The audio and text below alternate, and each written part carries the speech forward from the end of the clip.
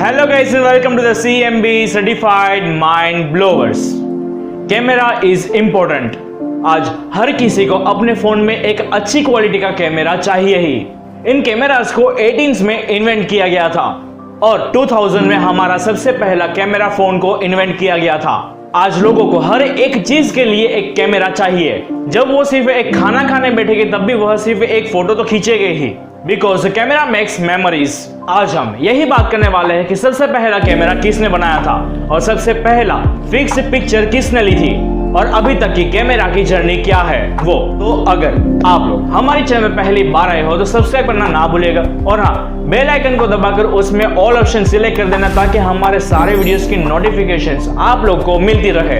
पता है जब कैमरास नहीं हुआ करते थे तब, यानी कि लेट 15s या तो फिर 16s में, तब ना सबसे ज्यादा पेंटिंग का क्रेज था।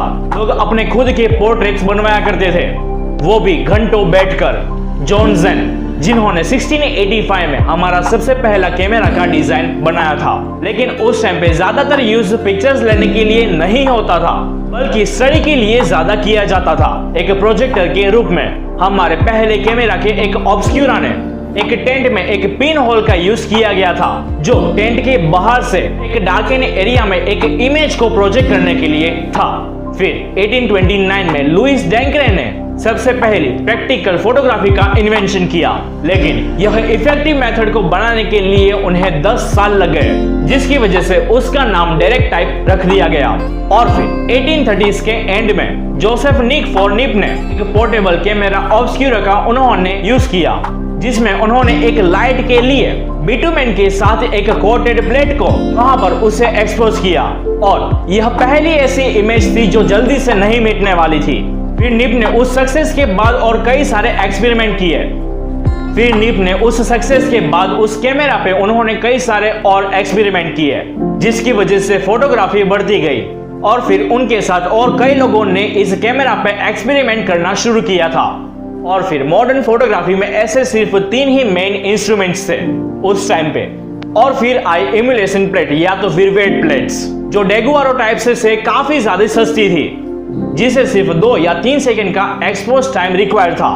और फिर वह उस टाइम का फोटोग्राफी का सबसे कॉमन यूज हो गया। और उन प्लेट्स में भी 2 टाइप्स है, एम्ब्रो टाइप और टिन टाइप। और यह जो एम्ब्रो टाइप्स था उसमें ग्लास प्लेट्स का यूज किया जाता था और यह टिन टाइप्स में यह टिन प्लेट्स का यूज किया जाता था।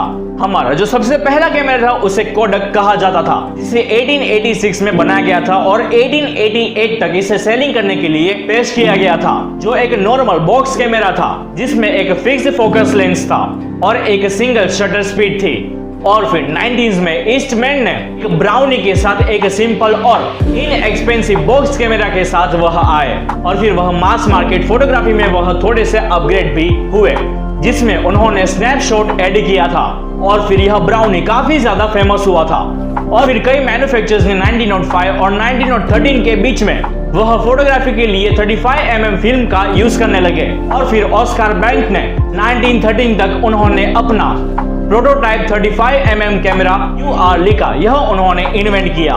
और फिर 1936 में कैनन कैमरा 35mm रिज रिफाइंडर में, जिन्होंने 1933 के क्वानन प्रोटोटाइप के इंप्रूव्ड वर्जन के साथ जापानी कैमरा के साथ उन्होंने भाग लिया था। फिर 1935 में जीज इकॉन ने 35mm कॉन्टाफ्लेक्स TLR कैमरा को उन्होंने इंट्रोड्यूस करवाया, जिसमें इंटरचेंजेबल लेंसेज थे। और फिर उसके बाद आए SLR कैमरास, जिसे 1948 में हंगेरी में बनाया गया था।